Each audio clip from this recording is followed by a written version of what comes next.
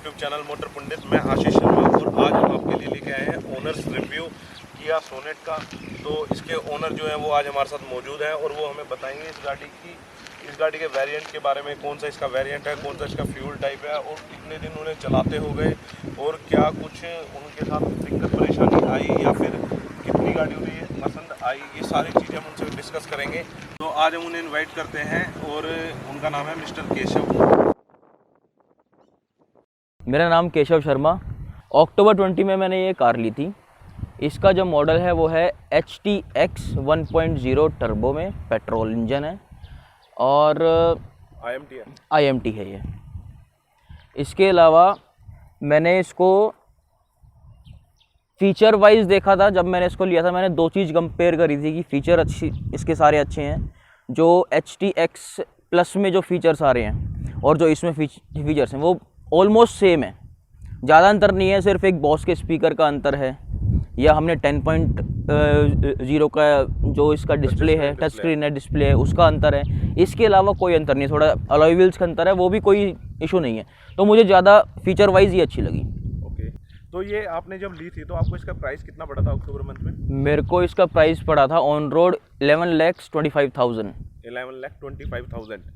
और इसके अलावा अगर मैं बात करूं, जिस टाइम पे आपने ये गाड़ी ली थी तो उस टाइम पे आपका डीलर के साथ एक्सपीरियंस कैसा रहा था? डीलर के साथ मेरा एक्सपीरियंस बहुत अच्छा रहा था, क्योंकि मैंने 15 दिन पहले गाड़ी बुक करी थी और मुझे 18वें दिन या 20 दिन के आसपास में मुझे ये गाड़ी मिल गई थी, और जबकि वहाँ पर वेटिंग चल रही थी। जो लोग ये कहते हैं हमारा किया के साथ एक्सपीरियंस अच्छा नहीं है, डीलर के साथ कि डीलर क्या कहते हैं, डिले करते हैं, तो अगर हम केशव जी की वर्डिंग्स पे जाएँ तो उनके साथ बहुत अच्छा बिहेवियर रहा, जो कि उन्हें गाड़ी टाइम पे मिल गई और जो उन्होंने टाइम बताया है एक्चुअल टाइम पे मिल गया। हाँ जी, एक्चुअल टाइम पे मिल गया, बिल्कुल। तो आपको इसे चलाते हुए 8 मंथ्स हो गए हैं। हाँ जी। तो इसके अंदर आपने इसको कितने किलोमीटर चलाया है? मैंने ऑलमोस्ट इसको अभी तक चला दिया है 10,800 किलोमीटर्स। 10,800 किलोमीटर। और इसके अंदर अगर मैं इसकी माइलेज की बात करूँ, एवरेज की बात, जो सबसे बड़ी बात है गाड़ी के साथ, माइलेज जो मुझे पर्सनली लगी है, मैंने जो नोट करी है, सिटी में इसकी 6 से 7 की एवरेज है। और 6 से 7 कह रहा हूँ मैं, क्योंकि अगर अभी भी आप खुद भी टेस्ट ड्राइव ले लो, आप सिटी में ले जाओ गुरुग्राम में, वहाँ भी आपको यही एवरेज देगी। हाईवे पे मैंने नोट करी है 14 से 15, इससे ऊपर नहीं जाती है। 14 से 15 नोट करी है हाईवे पे, नहीं जा पाता। और वो भी आप 80 पे क्रूज रख के चलाओगे तो मिलेगी 14 to 15। अगर आप क्रूज रख के नहीं चलाओगे, इसको 80 to 90, 90 to 80 वापस ऐसे करते रहेंगे, तो उसमें आपकी एवरेज आ जाएगी 13-14 की। एवरेज के मामले में मुझे थोड़ा गाड़ी ने डिसअपॉइंट किया है। अदरवाइज इसके अलावा अगर आप कोई भी इसका फीचर उठा के देख लो, मतलब ऑडी जैगवार मेरे लिए फेल है इस फीचर्स के आगे, फीचर्स के आगे। तो आप जैसा कह रहे हैं इसकी जो एवरेज है उसने आपको डिसअपॉइंट करा है, बाकी ओवरऑल फीचर अगर मैं बात करूं तो काफ़ी बेटर है ये गाड़ी, बहुत अच्छे हैं, बहुत अच्छे हैं। जिस टाइम पे आपने ये कार परचेज करी थी तो कंपनी ने आपको कितने का क्लेम करा था? मुझे एवरेज क्लेम करी थी इन्होंने हाईवे पे 18 की।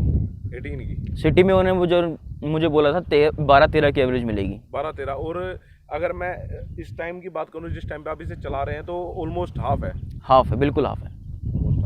तो एवरेज के मामले में ये गाड़ी डिसअपॉइंट करती है। IMT पेट्रोल मुझे डिसअपॉइंट करी है। मेरे एक फ्रेंड ने अभी बेस मॉडल लिया है सोनेट का, पेट्रोल में 4 सिलेंडर इंजन है। उसकी जो सिटी में एवरेज आ रही है वो 14-15 आ रही है, और हाईवे पे जो उसकी एवरेज आ रही है वो 17 और 18 आ रही है। जो उसने मुझे नोट करके दिखाई है, और बाकायदा मैंने वो चलाई भी है गाड़ी। तो उसके कंपैरिजन में तो ये तो फिर कुछ भी नहीं, क्योंकि इसका तो 1.0 इंजन है। जैसे आपने वो वाली गाड़ी चलाई तो इसका 1.0 टर्बो इंजन है और उसका आई गैस की 1200 सीसी इंजन है। हाँ।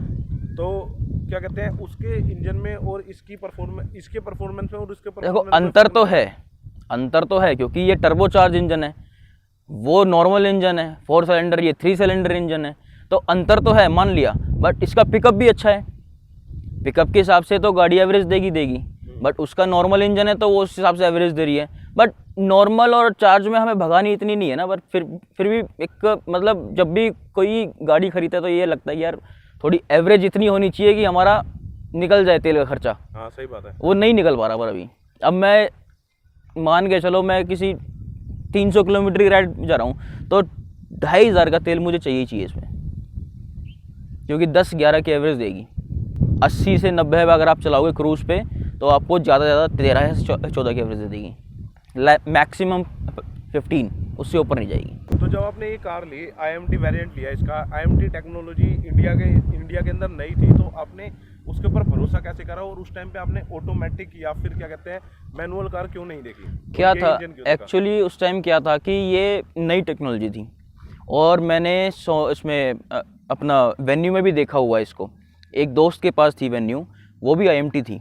यस, हाँ। उसके पास जब मैंने उसको देखा कि हाँ चल रही है गाड़ी और उसकी एवरेज भी अच्छी आ रही है, उसकी एवरेज सिटी में ही 12-13 की 14 की एवरेज उसकी आ रही थी, बट तो उसी हिसाब से फिर ये सोनेट आ गई बीच में।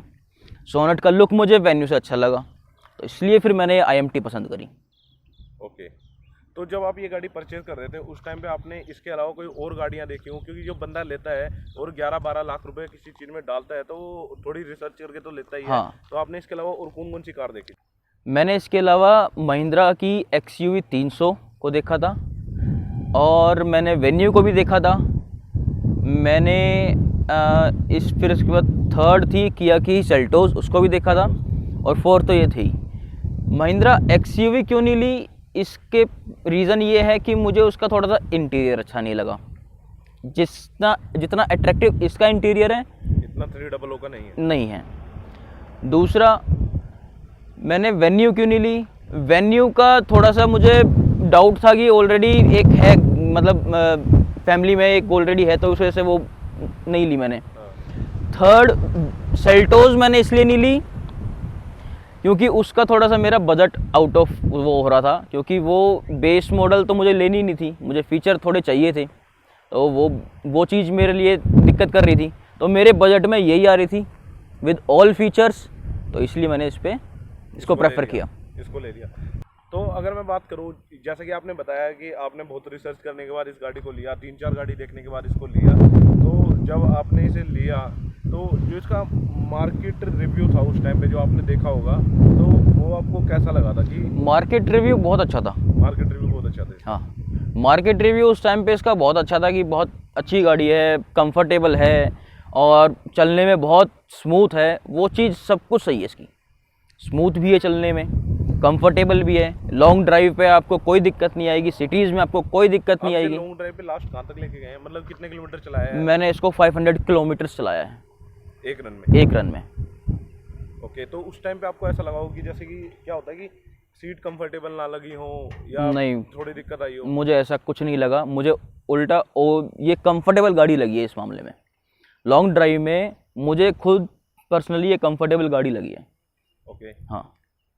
और जिस टाइम आपने इस गाड़ी को लिए हुए आपको क्या कहते हैं 8 मंथ्स हो गए हैं, तो इसमें आपने करीब 2 सर्विस तो करवाई होंगी इसकी? अभी मैंने तो इसकी आपका 10,000 वाली फर्स्ट सर्विस कराई है। 10,000 वाली फर्स्ट सर्विस करवाई है आपने इसकी, तो जस्ट अभी इसकी फर्स्ट सर्विस हुई है। तो ऐसा कहते हैं कि फर्स्ट सर्विस के बाद माइलेज खुलता है कुछ, उसका फ़र्क दिखा? नहीं, उसका कोई फ़र्क नहीं दिखा मुझे, क्योंकि पहले भी जब मेरी 1000 वाली या 5000 वाली जो चेक सर्विस होती है वो हुई थी, उस टाइम भी 6-7 की एवरेज थी। 10,000 वाली कराने के बाद मैंने उसके बाद भी 1000 किलोमीटर चला दिए, तो भी वही सेम। तो आपका जो कंसर्न था, तो आपने उसके बारे में जो सर्विस स्टेशन है उससे बात करी थी इससे रिलेटेड? मैंने बात करी थी, मैंने उनको बोला था कि भाई हमारी जो गाड़ी है इसकी एवरेज नहीं आ रही है। उन्होंने टैंक टू टैंक के प्रोसेस से मुझे दिखाया था, तो उस हिसाब से एवरेज आ रही थी 10 की सिटी में, तो उससे ऊपर नहीं गई। वो भी 10 की एवरेज जब आ रही थी जब उन्होंने 70-75 पे इसको चलाया बस, जब आ रही जब आदमी चलाता है तो फिर गाड़ी ऊपर नीचे तो जाती है। और आप जब इसको चलाते हैं तो आपने इसको लास्ट कितने तक पुश करा है इस गाड़ी को, कि मतलब कितने की स्पीड तक चलाया इसे? मैंने इसको 120 लास्ट। तो उस टाइम पे गाड़ी की परफॉर्मेंस कैसी रही थी? कि जैसे कई बार रहता है कि गाड़ी में बॉडी रोल होता है या किसी गाड़ी में, या फिर क्या कहते हैं जो आपका रोड है उससे थोड़ा हटके चलती है गाड़ी, तो ऐसा देखो मैंने कई बार सुना है कि अगर आप 100 से ऊपर चलोगे तो गाड़ी बम्पिंग करेगी या गाड़ी हिलती है, हवा के जो उसका प्रेशर होता है उसको नहीं काट पाती है। ऐसा कुछ नहीं है इस गाड़ी में। आप अंदर बैठ के आप चला के देखो 120-130 पे, आपको कंफर्टेबली बिल्कुल दब के चलती है रोड पे गाड़ी। एरोडायनामिकली बहुत बढ़िया है। बहुत बढ़िया है। ओके, तो अगर मैं इसकी सीटिंग की बात करूं या अंदर के कंफर्ट और बैक सीट के स्पेस की बात करूं, तो वो आपको कैसा लगता है? मुझे इसकी सीटिंग कैपेसिटी का अगर मैं बताऊं आपको, तो मेरे जैसा हेल्दी जो बंदा है वो हम 4 बैठ सकते हैं, मतलब ड्राइवर, कंडक्टर और पीछे रियर सीट्स पे 2 बंदे। 2 बंदे तो जो 2 बंदे बैठेंगे आराम से बैठेंगे, कंफर्टेबली बैठेंगे, बहुत आराम से बैठेंगे अगर मेरे जैसा हेल्दी बंदा है तो। और अगर नॉर्मल फिट एंड फाइन है तो हम 5 बंदे बड़े आराम से बैठ सकते हैं। तो सीटिंग के मामले में सीटिंग के मामले में गाड़ी में कोई दिक्कत नहीं है। और अगर मैं बात करूं, अभी आपने लेटेस्ट न्यूज़ सुनी होगी कि या कि सेल्टोस का कुछ आया था कि क्रैश टेस्ट में भी थोड़ा फेल हो गई थी वो।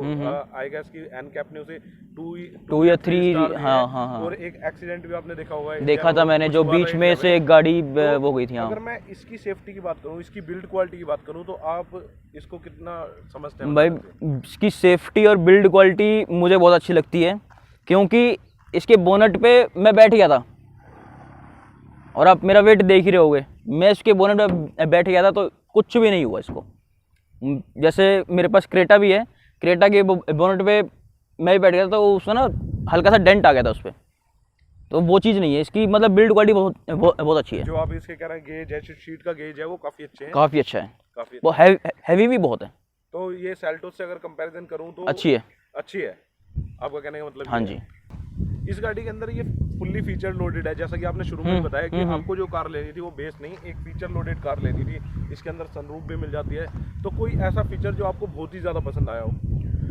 मुझे एक फीचर ऐसा है जो मुझे पर्सनली बहुत पसंद आया है, वो ये है कि अगर मैं बाहर से कहीं पर आ रहा हूँ और मेरी गाड़ी बाहर खड़ी है, धूप में खड़ी है, और मुझे अंदर जाती मुझे ऐसी फीलिंग लेनी है हाँ मुझे एसी चला हुआ चाहिए, तो मैं बाहर से गाड़ी अपना स्टार्ट कर सकता हूँ। ओके।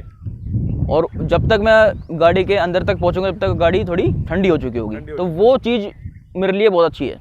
जैसे कि ये गाड़ी है जो काफ़ी फीचर लोडेड है और इसका डिज़ाइन भी काफ़ी बढ़िया है, तो आपको इसके लुक्स के बारे में कुछ कमेंट देना हो?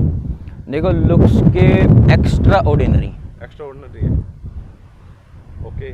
और इसकी लाइट का जो थ्रो है, क्योंकि इसके अंदर फुल्ली एलईडी लाइट आती है, कोई भी प्रोजेक्टेड हेडलैम्प या हेलोजन टाइप नहीं आती, फुल्ली एलईडी आती है। तो अगर मैं नाइट विजन के अंदर इसकी बात करूं तो इसका एलईडी का थ्रो कैसा है? इसका एलईडी का थ्रो बहुत अच्छा है, बहुत अच्छा है। इसका जो थ्रो फोकस है वो है 200 से 300 के आसपास का, जो मुझे बिल्कुल क्लियर दिखता है। अगर मैं बात करूं, जैसे पास में कोई गाड़ी आती है, वन वे होता है जिस टाइम पे, तो उसमें रिफ्लेक्टर में मैंने अभी तक वो कोई नोटिस ऐसा कुछ किया नहीं है। ओके। और जैसे कि इसके अंदर सनरूफ दी गई है, तो उसका आप मानते हैं कि यूज़ है इसके अंदर? सनरूफ का यूज़ अपने यहाँ गुरुग्राम में तो इतना नहीं है, बट अगर जब हिल एरियाज पे जाएंगे तो वहीं है इसका यूज़, और अभी तो वैसा कुछ नहीं है यूज़ इसका। ऐसा तो कुछ नहीं है। और जैसा कि आप बता रहे हैं कि आप जैसे लॉन्ग टूर ज़्यादा करते हैं, तो जो इसका बूट स्पेस है वो आपको किस तरह से मदद करता है उसके अंदर? तो इसमें जो बूट स्पेस है वो मेरे को तो काफ़ी पसंद है। क्यों पसंद है वो बता देता हूँ आपको। मैंने वेन्यू का भी बूट स्पेस देखा था, उसमें कम है। दूसरा XUV 300 का भी मैंने बूट स्पेस देखा था, उसका भी बहुत कम है। तो मुझे ज़्यादा बूट स्पेस इसलिए पसंद है कि ये इसमें 3 बंदे 4 बंदे का अगर कोई भी मैं अपना सामान रखूँगा, लगेज रखूँगा जितना भी, तो वो परफेक्टली फिट हो जाता है इसमें। तो जैसा कि आपने कहा XUV 300 का बूट स्पेस कम है, तो उसके अंदर अगर मैं देखूँ तो जो उसका वो रियर सीट्स हैं उनका लेग रूम काफ़ी अच्छा है। उनका लेग रूम इसके मुकाबले उनका लेग रूम अच्छा है। तो ये थोड़ी सी शिकायत रहती है अगर थोड़ा लंबा बंदा इसके अंदर बैठ जाता है तो। यस राइट, अगर पीछे बैठ जाता है तो। और इस गाड़ी पे आपने किस गाड़ी से स्विच करा था? मैंने Hyundai की ग्रैंड i10 से स्विच करा था इस पर। ओके। तो डायरेक्ट हैचबैक से एक कॉम्पैक्ट SUV, तो थोड़ा कुछ और या फिर कुछ अच्छा लगा हो? नहीं, स्टार्टिंग से ही कॉम्पैक्ट SUV लेने का ही मन था, तो वही आ गई। जब आप इसके ORVMs का यूज़ करते हैं तो उस टाइम पे कोई ब्लाइंड स्पॉट रहता है या नहीं? नहीं, ऐसा तो मैंने नोटिस नहीं किया। मुझे फुल गाड़ी पीछे से अगर जब मैं ORV में देखता हूँ तो मुझे दिखती है। ठीक है। और अगर मैं इस गाड़ी के बारे में ये बात करूं कि ये लॉन्ग टाइम के लिए है या नहीं है, तो ड्यूरेबिलिटी की बात करूं तो वो आप उसको कैसे डिफाइन करेंगे? देखो आशीष भाई, अगर आप एवरेज पे जाओगे तो लॉन्ग एबिलिटी के लिए नहीं है ये। हाँ, और अगर एवरेज को नहीं देखोगे, फीचर वाइज देखोगे, इसकी कंफर्ट को देखोगे, तो आप खुद कहोगे नहीं, इससे अच्छी कोई गाड़ी भी नहीं है। दोनों ही चीज़ें हैं।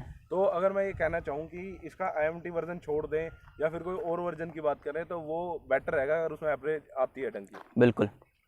अगर मैं इस गाड़ी को रेटिंग देने की बात करूं कि 10 में से आप इसे कितने देंगे, 6, 7, 8, 9 जो भी आप देना चाहें, और जो नहीं देना चाहते हैं, जो नंबर्स नहीं देना चाहते हैं वो क्यों नहीं? तो एवरेज की अगर मैं बात करूं तो उसमें मैं आपको दूंगा 0/10। और अगर मैं परफॉर्मेंस की बात, सॉरी, इसकी फीचर वाइज की बात करूं और मैं ड्राइव कंफर्ट की बात करूं, ओवरऑल की बात करें, ओवरऑल की अगर मैं बात करूं एवरेज को छोड़ के, तो मुझे 10/10 है उसमें। 10/10 है। तो जैसा कि मैं बात करूं, आप बार बार कह रहे हैं एवरेज की, तो अगर इस गाड़ी को मैं सीएनजी के अंदर देखूं तो आप उसे कैसे देखते हैं कि आप इसमें सीएनजी लगवाना प्रेफर करेंगे? देखो, मैंने बहुतों से बात करी है, अपने रिलेटिव्स में भी बात करी है, मैंने जो सीएनजी फिटेड सीक्वेंशियल किट्स लगाते हैं मैंने उनसे भी बात करी है। तो मुझे उन्होंने ये मिसगाइड नहीं किया कि इसमें नहीं लग सकती सीएनजी, इसमें लग सकती है सीएनजी। और मैं सोच रहा हूँ कि शायद अगर सीएनजी लगवाने से मेरी एवरेज अच्छी होती है तो मुझे कोई इशू नहीं है, क्योंकि इसमें सीक्वेंशियल किट लगेगी टर्बो वाली, क्योंकि इसमें टर्बो चार्ज इंजन है। तो मैं सोच रहा हूँ कि एक बार मैं सीएनजी हब्स में जाके चेक करूँ कि क्या है इसका परफॉर्मेंस सीएनजी का। तो हो सकता है कि मैं आने वाले टाइम में मंथ 2 मंथ्स में सीएनजी इसमें लगवा भी लूँ। ओके, तो आपने कहीं देखा है सीएनजी वगैरह के लिए? कहीं मैंने सोनेट के मैंने वैसे सीएनजी हब्स मैंने देखे हैं, जैसे फरीदाबाद में है, सेक्टर 17 में है, गुरुग्राम में। तो वहाँ मैंने बात भी करी है, तो उन्होंने बोला है कि हाँ लग जाएगी सीएनजी टर्बो चार्ज में, बट आपको यहाँ पर आना पड़ेगा एक बार। तो उसके लिए मैं एक बार जाके विजिट करूँगा वहाँ पर, तो उस हिसाब से फिर मैं आपको देखेंगे फिर इसका सीएनजी का। तो गाइज, आपको अगर जानना है सीएनजी लगने के बाद इसकी परफॉर्मेंस कैसी रही, तो आप हमारे को कमेंट सेक्शन के अंदर बताएं, तो हम उसके बाद भी जब इसमें सीएनजी लग जाएगी तो उसकी भी वीडियो आपके लिए लेकर आएंगे और बताएंगे कि इस गाड़ी के अंदर सीएनजी की ड्यूरेबिलिटी है या नहीं है, इंजन के साथ वो कैसी रहती है, कि मतलब कि इंजन परफॉर्मेंस को इंक्रीज करती है, डिक्रीज करती है, वो सभी चीज़ें हम आपकी डाउट क्लियर करेंगे। जिसको भी डाउट है वो हमारे से कमेंट सेक्शन में कोई भी क्वेश्चन पूछ सकता है, और उसमें हमारी केशव जी भी हेल्प करेंगे, बिल्कुल, क्योंकि इनकी कार है, इन्होंने इसे ज़्यादा दिन चलाया है, करीब करीब 10,000 किलोमीटर, तो इन्हें इसके बारे में अच्छी नॉलेज है। और आप हमारे को इंस्टा हैंडल पे भी जाके हमारे को डीएम कर सकते हैं, और हम इस कार की डिटेल आपको बताएंगे ब्रीफली कि इसके अंदर क्या क्या फीचर हैं, और क्या कहते हैं एवरेज की अगर दिक्कत आ रही है वो क्यों है। और आप हमारे इंस्टा हैंडल पर जाकर हमारा फॉलो कर सकते हैं, जिसका लिंक डिस्क्रिप्शन बॉक्स के अंदर आपको मिल जाएगा। राम राम।